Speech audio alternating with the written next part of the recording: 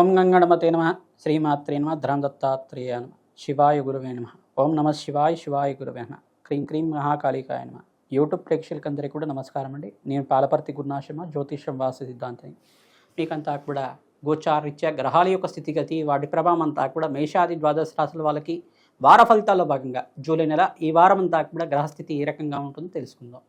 ప్రధానంగా చూసుకుంటే గోచార చక్రంలో అంతా కూడా ఈ యొక్క శని భగవానుడు అంతా కూడా వక్రగతి సంచారం జరగబోతుంది.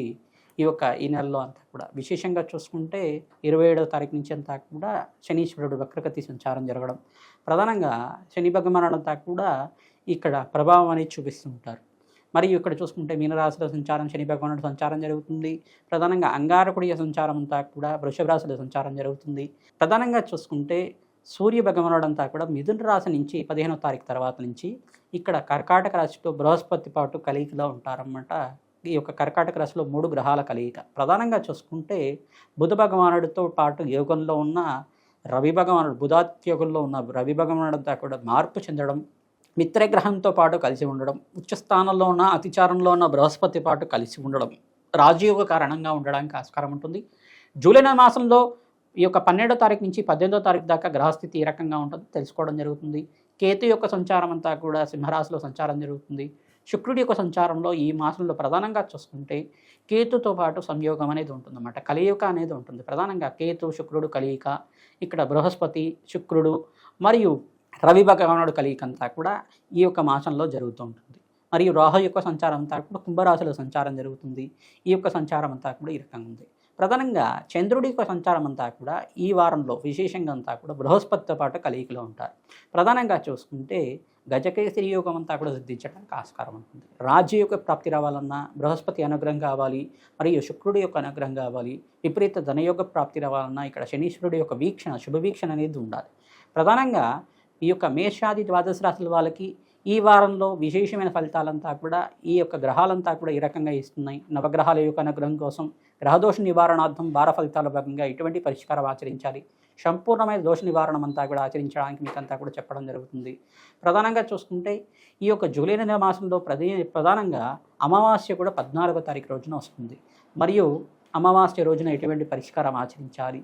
మరియు ఇక్కడ చూసుకుంటే అమావాస్య రోజులో మీరంతా కూడా పితృదోష నివారణాంతం అంతా కూడా శాంతి పూజలు ఆచరించడం, తిలతర్పణాలు ఆచరించడం వల్ల రాజయోగ ప్రాప్తి రావడానికి ఆస్కారం ఉంటుంది.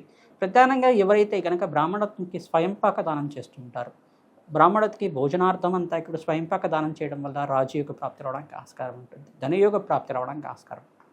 ప్రతినిత్యం కూడా దత్తాత్రేయ శాంతి పూజలు ఆచరించుకోవడం, త్రిలోహోమాన్ని ఆచరించడం, పితృదోష నివారణార్థం మీరంతా కూడా మోక్ష నారాయణ బలి పూజ ఆచరించడం వల్ల రాజయోగ ప్రాప్తి రావడానికి ఆస్కారం ఉంటుంది. ఈ వారంలో విశేషంగా మీరంతా కూడా చూసుకుంటే దక్షిణాయన పుణ్యకాలం అంతా కూడా ప్రారంభమవుతుంది. ఈ యొక్క 17వ తారీఖు రోజున విశేషంగా అంతా కూడా దక్షిణాయన పుణ్యకాలం ప్రారంభమవడానికి రాజయోగ కారణంగా చెప్పడం జరుగుతుంది. మరియు ఇక్కడ చూసుకుంటే ఎవరైతే కనుక శ్రీకృష్ణ పరమాత్మ ఆరాధన చేస్తుంటారో ఇక్కడ పుణ్యక్షేత్ర దర్శనం చేసుకోవడం, ప్రధానంగా పూరి పుణ్యక్షేత్రం అంతా కూడా దర్శనం చేసుకోవడం వల్ల రాజయోగ ప్రాప్తి రావడానికి ఆస్కారం ఉంటుంది.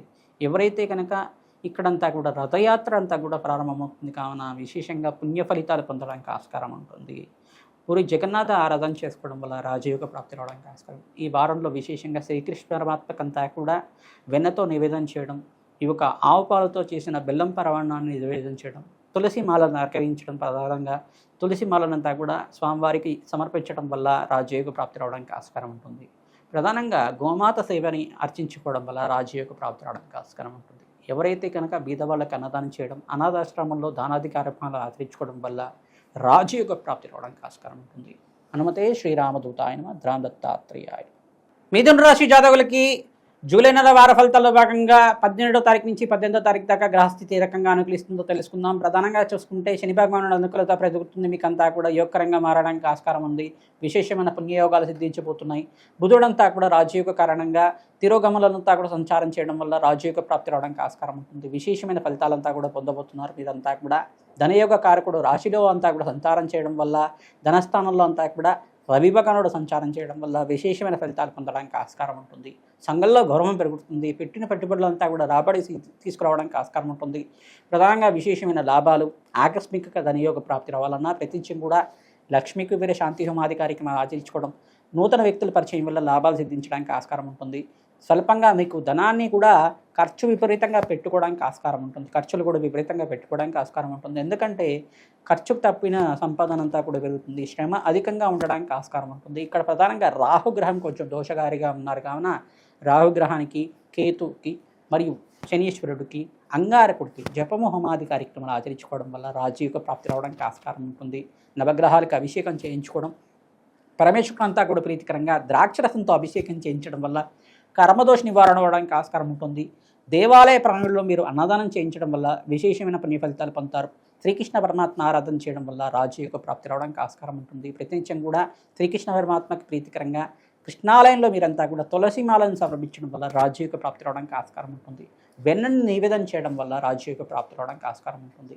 పురుష సూక్త విధానంగా శ్రీకృష్ణ పరమాత్మ మూలమంత్రంతో హోమాది కార్యక్రమాలు ఆచరించడం వల్ల ఐశ్వర్యం పెరుగుతుంది. ధనయోగ ప్రాప్తి కలగడానికి ఆస్కారం ఉంటుంది. లక్ష్మీ కుబేర శాంతి హోమాది కార్యక్రమాలు ఆచరించుకోవడం వల్ల విశేషమైన పుణ్య ఫలితాలు పొందుతారు. అమావాస్య వేళలో విశేషంగా మీరంతా కూడా ఈ యొక్క పితృదోష నివారణార్థం మీరంతా కూడా తిలతర్పణాలు ఆచరించడం వల్ల పితృదేవతలంతా కూడా శాంతి కలిగి మీకంతా కూడా ఆశీర్వాదం ఇవ్వడానికి ఆస్కారం ఉంటుంది. కావున గోమాత సేవ చేయండి, విశేషమైన పుణ్య ఫలితాలు పొందుతారు. గోమాత సేవలో భాగంగా పచ్చిక తెలగపట్టి గ్రాసాన్ని సమర్పించడం వల్ల ఈ వారంలో మంచి శుభవార్త వినడానికి ఆస్కారం ఉంటుంది. నవగ్రహాలకు ప్రదక్షిణం ఆచరించడం వల్ల విశేషమైన పుణ్య ఫలితాలు పొందడానికి ఆస్కారం ఉంటుంది. ఆంజనేయ స్వామి వారికి తమలపాక పూజ చేయడం వల్ల రాజయోగ ప్రాప్తి అవడానికి ఆస్కారం ఉంటుంది.